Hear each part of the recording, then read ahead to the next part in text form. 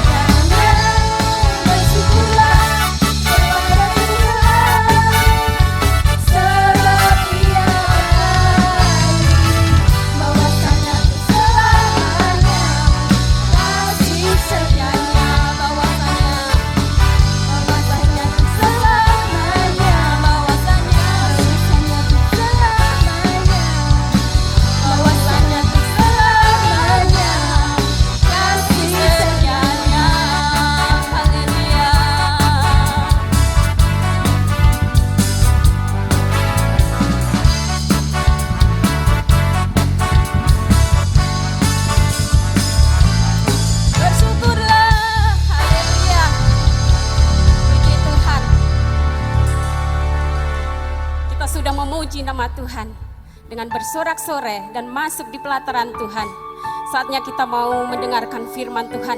Kita siapkan hati kita, kita mau menyembah Tuhan. Arahkan pandangan kita, mata hati kita kepada Tuhan, bahwa Tuhan yang kita percaya mempunyai janji, Dia berkuasa. Janjinya ya dan amin. Haleluya, ku percaya janji-Mu Tuhan. Haleluya. Haleluya Yesus. Terima kasih Tuhan.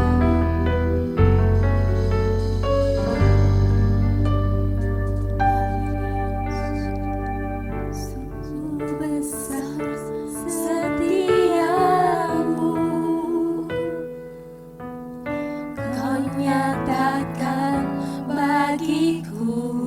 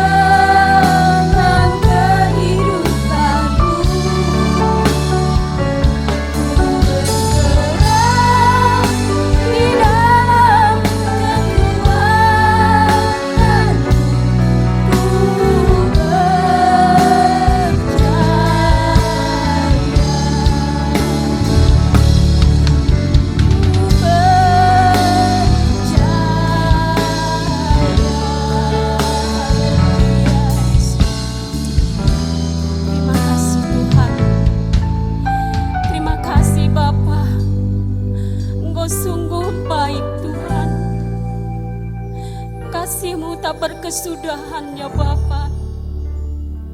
Kami sudah menyembah Engkau, memuji Engkau, meninggikan nama-Mu Tuhan. Pada kesempatan yang indah ini, bahwa kami jemaat-Mu yang ada Tuhan, segarkan dengan firman-Mu yang sebentar akan ditaburkan oleh hamba-Mu Tuhan. Biarlah firman-Mu itu boleh tertanam dalam hati kami, sehingga kami bisa menjadi pelaku-pelaku firman-Mu ya Bapa. Metrekan Tuhan, taburkan dalam hati kami ya Bapa. Terima kasih Tuhan Yesus, terima kasih.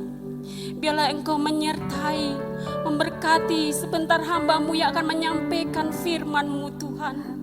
Firman-Mu ya dan amin. Suatu pegangan buat kami yang memimpin kehidupan kami untuk menjadi anak-anak pemenang-pemenang-Mu ya Bapa. Terima kasih Tuhan Yesus. Dan kami percaya firman-Mu selalu hidup dalam kehidupan kami. Terima kasih Bapa. Kami mau menyambut firman-Mu pada hari ini hanya di dalam nama Tuhan Yesus Kristus. Haleluya. Amin.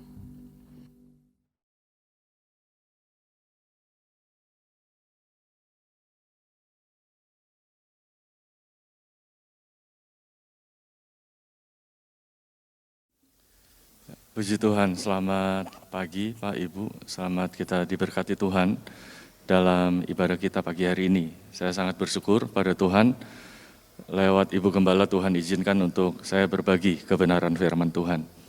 Doa kami, Bapak Ibu dimanapun berada selalu dalam perlindungan Tuhan, sehat, dan keberkatan Tuhan selalu menyertai kita semua. Amin. Mari kita langsung buka firman Tuhan kita pada pagi hari ini. Terdapat dalam Injil Matius pasal yang ke-9. Kita baca ayat yang ke-20 sampai ayat yang ke-22. Ayat 20 sampai ayat 22. Saya baca ayat 20, Bapak Ibu ayat 21 dan ayat 22 kita baca bersama-sama. Kita baca dalam nama Tuhan Yesus Kristus. Pada waktu itu seorang perempuan yang sudah 12 tahun lamanya menderita pendarahan, maju mendekati Yesus dari belakang dan menjamah jumbai jubahnya.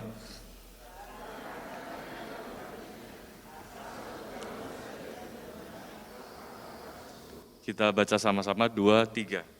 Tetapi Yesus berpaling dan memandang dia serta berkata, "Teguhkanlah hatimu, hai anakku, imanmu telah menyelamatkan engkau." Maka sejak saat itu sembuhlah perempuan itu. Ya, puji Tuhan, terima kasih buat kerjasamanya dan silakan duduk.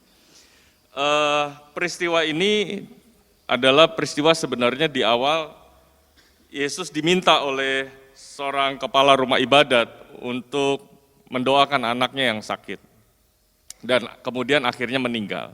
Nah, di tengah perjalanan Yesus menuju rumah kepala rumah ibadat itu ada semacam interupsi, datanglah seorang perempuan yang sakit 12 tahun pendarahan. Dan singkat cerita perempuan ini disembuhkan oleh Tuhan. Nah, saudara, ini peristiwa yang dicatat juga di dalam Injil Markus, Markus pasal 5 ayat 21 dan juga Lukas pasal 8. Nah, ada beberapa hal yang menarik untuk kita pelajari dari peristiwa ini. Ya, kita sering mungkin membaca peristiwa ini atau kita mendengar hamba Tuhan memberitakan firman Tuhan diambil dari perikop ini. Tetapi mari coba kita pagi hari ini kita lihat atau di-refresh, disegarkan kembali, atau kita lihat dari sisi yang berbeda.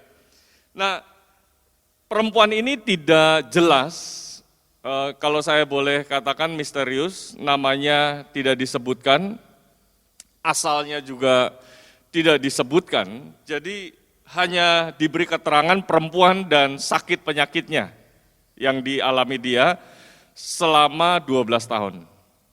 Jadi ini orang yang tidak jelas dari mana, siapa namanya dan sebagainya. Nah, saudara, tetapi kita tahu wanita ini mengalami 3 penderitaan, mengalami 3 perkara sulit dalam hidupnya. Yang pertama tentu berkaitan dengan sakit penyakitnya. Secara fisik dia menderita, 12 tahun lamanya dia mengalami pendarahan. Tidak dijelaskan memang sakit apa, tetapi jelas 12 tahun pendarahan. Seorang wanita itu sangat menderita sekali.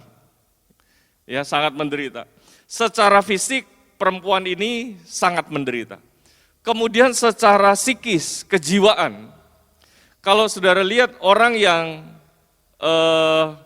pendarahan, itu bagi orang Yahudi pada waktu itu merupakan sesuatu yang najis. Diatur itu kalau saudara boleh baca di Imamat pasal 15 ayat 19 sampai 27. Ada diatur orang-orang yang najis bagi mereka. Ya, di situ ada orang kusta, kemudian ada salah satunya orang yang mengalami pendarahan. Dan itu harus diasingkan.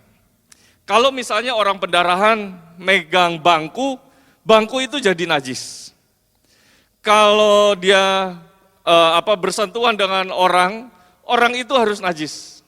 Orang itu jadi najis. Jadi saudara yang dikasih Tuhan, apa yang dia sentuh jadi najis. Makanya nggak boleh dia berdekatan dengan orang, ini harus diungsikan. Di karantina istilahnya sekarang. Ya, di karantina. Dan itu sesuatu yang sangat menderita, ada sanksi sosial. Saya ingat peristiwa pertama kali pandemi COVID-19.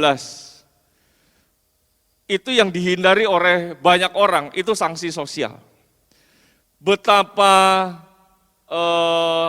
image orang, pemikiran orang yang sangat negatif terhadap orang yang menderita COVID-19.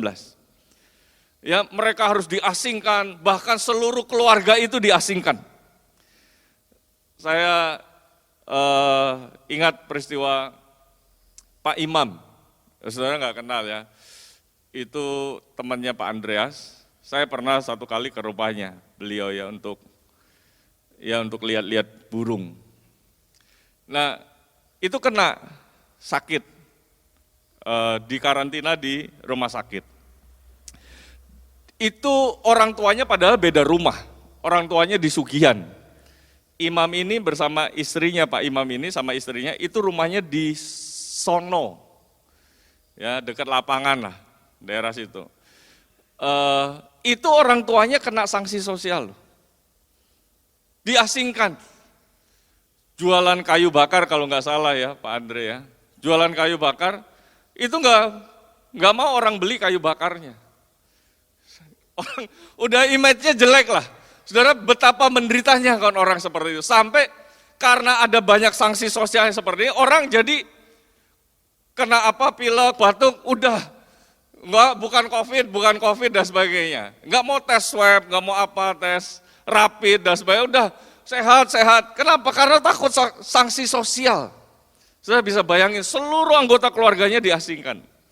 Nah, ini perempuan yang sakit 12 tahun pendarahan, ngalami itu. 12 tahun sakit pendarahan, dan bagi orang Yahudi, sakit pendarahan itu merupakan sesuatu yang najis. Sesuatu yang mereka nggak boleh bersentuhan. Bahkan barang yang disentuh oleh orang yang sakit pendarahan, mereka juga nggak boleh sentuh. Jadi ini harus diasingkan. Betapa menderitanya orang yang seperti ini. Mengalami sanksi sosial, diasingkan. Saya rasa lebih menderita dari fisik, secara psikis kejiwaan. Kemudian yang ketiga, penderitaan yang dialami oleh wanita ini adalah secara finansial. Alkitab mencatat kalau saudara bandingkan di Injil Markus pasal 5, saudara boleh buka itu, batasin Matius pasal 9 ini.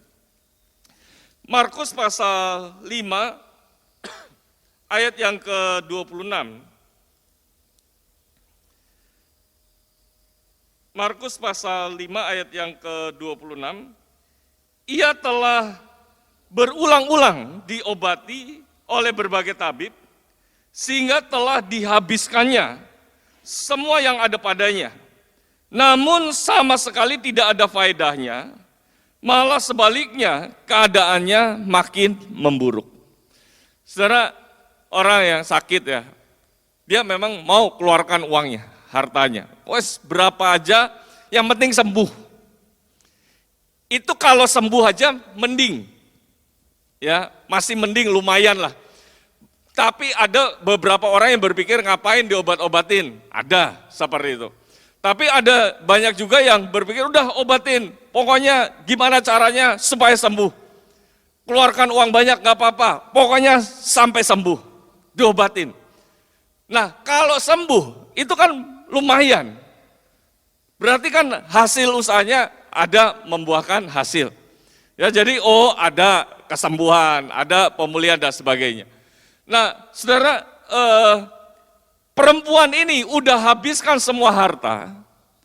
Alkitab mencatat sakitnya bukannya membaik atau tetap gitu aja, tapi Alkitab mencatat keadaannya makin memburuk.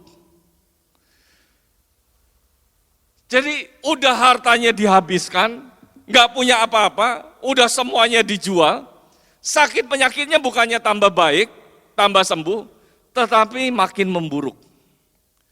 Nah inilah tiga penderitaan yang dialami oleh wanita yang sakit 12 tahun pendarahan.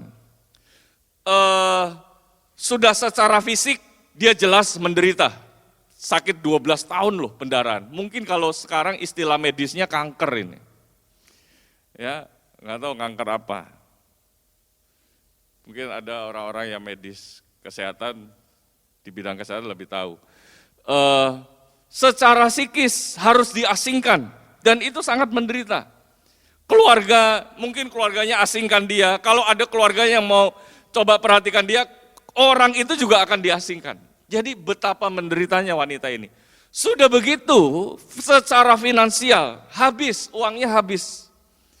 Sakitnya bukannya tambah sembuh, tapi Alkitab mencatat makin parah, ya makin parah. Nah, di tengah situasi seperti itu, perempuan ini datang kepada Yesus dan disembuhkan oleh Tuhan.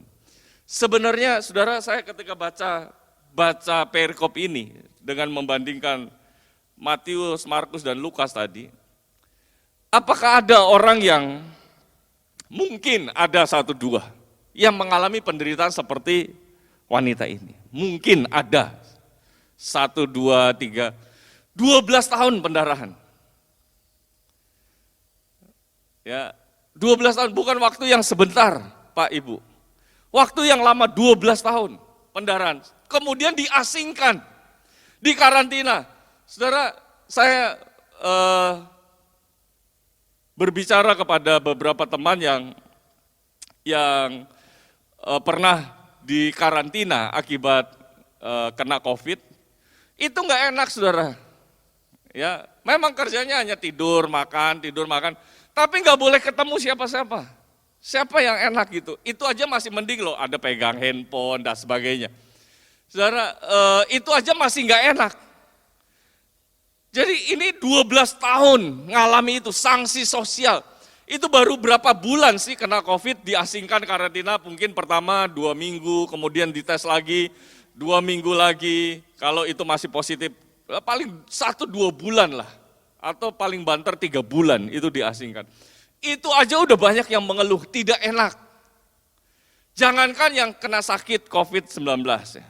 Kita ini ya yang sehat, akibat ada PSBB, ada lockdown awal-awal itu, nggak boleh pergi ke sana kemari. Itu tersiksa bagi orang yang suka jalan-jalan.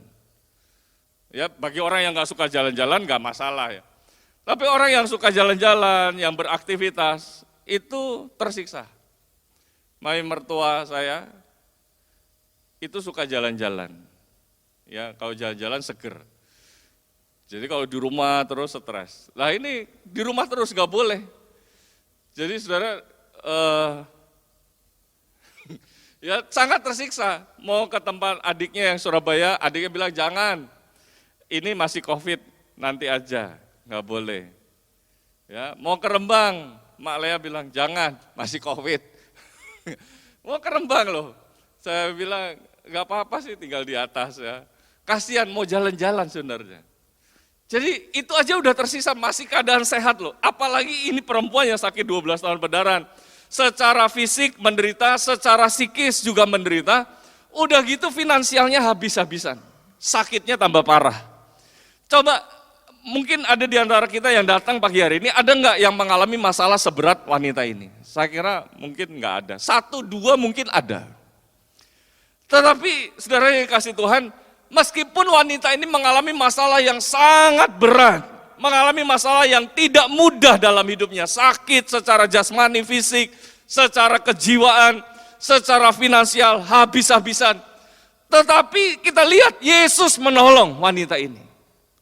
Ada satu harapan ketika kita baca perikop ini, kalau wanita itu yang mengalami masalah yang berat saja, Tuhan tolong, apalagi kita yang mengalami masalah yang tidak seberat yang dialami oleh wanita yang sakit 12 tahun pendarahan. Pasti Tuhan tolong. Amin.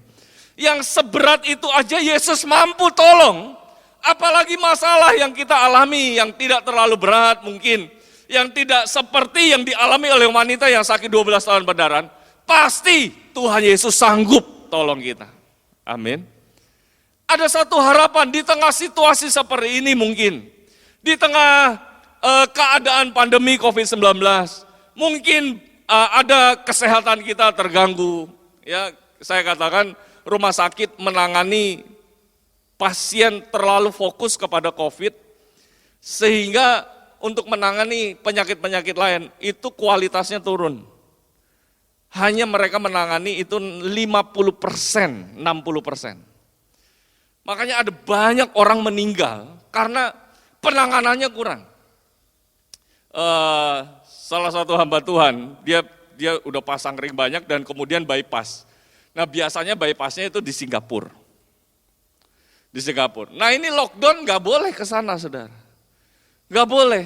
Ke Singapura nggak boleh, ini nggak boleh dan sebagainya. Kontrol di Jakarta juga susah dan akhirnya meninggal. Meninggal bukan karena COVID, jantungnya. Jadi saudara yang dikasih Tuhan, situasi-situasi yang dialami seperti ini, pasti Tuhan sanggup tolong kita. Amin. Orang perempuan yang sakit 12 tahun pendarahan aja yang mengalami masalah yang sangat sulit, itu aja Yesus sanggup tolong kita. Apalagi Tuhan melihat masalah kita, pasti Tuhan sanggup tolong kita. Masalah terbesar kita yaitu dosa, itu aja Yesus sanggup tolong kita dengan memikul dosa kita di atas kayu salib. Apalagi masalah yang saudara alami pagi hari ini, pasti Tuhan Yesus sanggup tolong kita. Biarlah kebenaran firman itu memberikan suatu harapan dalam hidup kita. Di tengah situasi ini masih ada harapan di dalam Tuhan Yesus Kristus. Di tengah situasi yang serba susah saat ini, akhir-akhir ini, masih ada harapan bagi orang yang berharap, percaya kepada Tuhan Yesus Kristus. Amin. Karena itu jangan kita menjadi lemah, jangan kita menjadi putus asa, jangan kita kemudian menyerah dengan keadaan, dengan situasi yang ada. Tetapi mari kita terus percaya, bangkitkan iman percaya kita kepada Tuhan. Karena di dalam Tuhanlah satu-satunya harapan, satu-satunya yang dapat kita andalkan, satu-satunya sumber kekuatan kita, sumber kedamaian kita, dan sumber pengharapan kita. Nah, bagaimana caranya perempuan ini, wanita ini mengalami pertolongan Tuhan? Itu kan yang jadi pertanyaannya. Bagaimana caranya? Nah, saya ingin bagikan satu saja pagi hari ini, sore nanti satu. Nah, coba lihat yang pertama, ya kenapa wanita ini kemudian mengalami kuasa Tuhan? Bagaimana bisa ia mengalami kuasa Tuhan? Kalau saudara perhatikan, wanita ini, orang ini paham firman Tuhan dan bukan sekedar paham firman Tuhan, tapi dia menghidupi firman Tuhan. Nah ini penting. Berapa puluh kali, berapa ratus kali, bahkan ribuan kita dengar firman Tuhan, tapi ada banyak orang-orang yang tidak menghidupi firman Tuhan. Wanita ini, dia mendengar firman Tuhan, dia paham firman Tuhan, dan dia menghidupi firman Tuhan. Kemudian mungkin ada orang yang berpikir kritis akan bertanya, dari mana dia dengar firman Tuhan? Ya, dari mana dia mendengar firman Tuhan? Saudara, gini ya, ini wanita Yahudi. Wanita Yahudi. Bagi orang Yahudi, wanita itu tidak masuk hitungan. Nah, ada sistem pendidikan khusus ngajar hukum Taurat, itu di kalangan orang Yahudi. Itu ada yang namanya Beth Haifer. Itu kurun waktu 7 tahun. Itu biasanya anak-anak kecil ya. Itu disuruh hafal aja, hafal terus. Itu selama 7 tahun. Belum diajar untuk memahami, suruh ngapalin aja. Itu Beth Hasefer. Ya, Beth Hasefer. Jadi suruh ngapalin aja, itu selama 7 tahun. Ngapalin apa? Ngapalin Talmud, ngapalin hukum Taurat. Jadi terus ngapalin selama 7 tahun. Baru setelah lewat proses pendidikan 7 tahun, itu ada yang namanya Bet Midras. Nah itu baru anak itu diajari untuk memahami. Bet Midras, makanya saudara kita ada sekolah-sekolahnya yang namanya madrasah. Nah itu dari situ, Bet Midras. Ya kalau saudara kita pakai madrasah, Indonesianya madrasah. Jadi saudara yang dikasih Tuhan, itu juga diajar selama beberapa tahun. Nah itu bukan hafal lagi, tetapi diajar untuk memahami. Ya memahami, ngerti, apa yang dimaksud dengan hukum Taurat, penerapannya bagaimana dan sebagainya. Itu diajar memahami. Kemudian ada jenjang pendidikannya lagi yaitu Talmud Latase. Ya Talmud Latase, kemudian ada Talmud Tase, sampai kemudian jadi Bar Talmud. Anak yang udah kuasai hukum Taurat. Nah sistem pendidikan itu hanya berlaku bagi anak laki-laki, bukan untuk perempuan. Kemudian ada pertanyaan kritis, dari mana wanita ini mendengar perintah Tuhan? Saudara, saya percaya dia orang Yahudi ya, orang Yahudi. Meskipun dia wanita, memang diperkenankan untuk mendengar, tapi itu dengan sembunyi-sembunyi. Maksudnya gini, ketika anak laki-laki diajar, ya baik di Bet Hasefer maupun di Bet Midras, sampai Talmud Lotase, Talmud Tase, itu orang laki-laki yang diajar. Wanita itu boleh dengar, tapi dibatasi dengan tirai. Itu dengar, boleh enggak. Makanya Rasul Paulus dalam suratnya kepada jemaat di Korintus, dia katakan, kalau ada wanita yang enggak tahu, tanya sama suaminya. Karena suaminya yang jalani pendidikan. Gitu saudara. Bukan wanitanya. Jadi kalau ada wanita atau ibu-ibu istri-istri yang enggak tahu, tanya sama suami. Nah itu Rasul Paulus bilang. Jadi saudara dikasih Tuhan, itu boleh dengar, tapi dibatasi dengan tirai. Enggak boleh kayak kelas sama-sama campur, laki perempuan, terus kemudian diajar, enggak boleh. Makanya Paulus bilang ya, kalau gereja ada laki-laki, wanita, minggir dulu. Gitu ya kira-kira ya. Jadi itu memang bagi orang Yahudi wanita nggak masuk hitungan. Saya udah katakan kayak seperti budak wanita itu. Jadi nggak masuk hitungan. Nah itu hanya boleh dengar, di samping nggak dengar juga nggak apa-apa. Nggak dengar nggak apa-apa, ya jadi dibatasi tirai. Nyuri-nyuri dengar. Nah kemungkinan besar wanita yang sakit 12 tahun pendarahan, karena dia wanita dari kecil dididik. Memang nggak diajar, tidak masuk jenjang pendidikan itu, karena itu bagi laki-laki. Nah dari mana dia dengar firman? Tadi saudara, dia dengar dari bilik tirai. Dia dengar. Nah saudara, dia bukan hanya dengar, coba saudara lihat ya, apa sih yang didengar dan apa hubungannya dengan peristiwa ketika dia menjamah jubah Yesus. Coba lihat di dalam Bilangan. Bilangan pasal yang ke-15.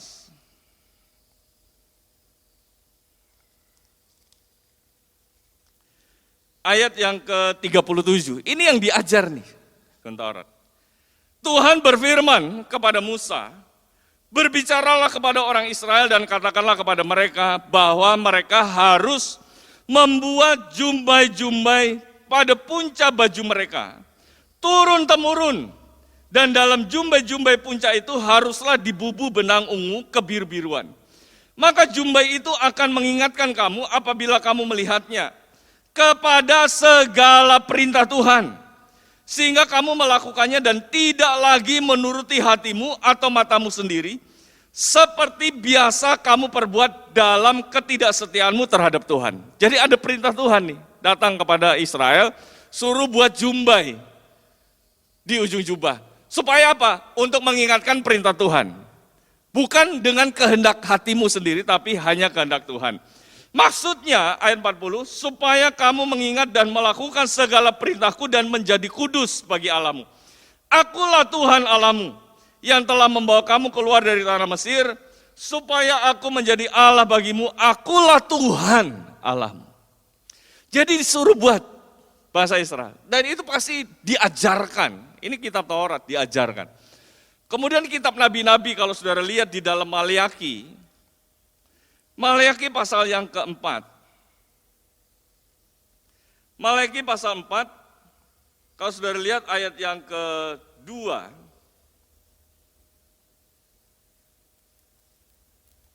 Ayat 2, tetapi kamu yang takut akan namaku, tadi melakukan firman Tuhan. Tetapi kamu yang takut akan namaku, bagimu akan terbit surya kebenaran dengan kesembuhan pada sayapnya.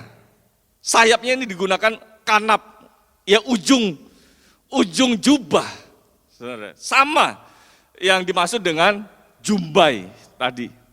Jadi saudara, di ujung jubah itu ada kesembuhan. Ada terbit surya kebenaran. Siapa yang dimaksud? Yesus. Yesus satu-satunya kebenaran. Yesus pernah berkata, akulah jalan dan kebenaran dan hidup.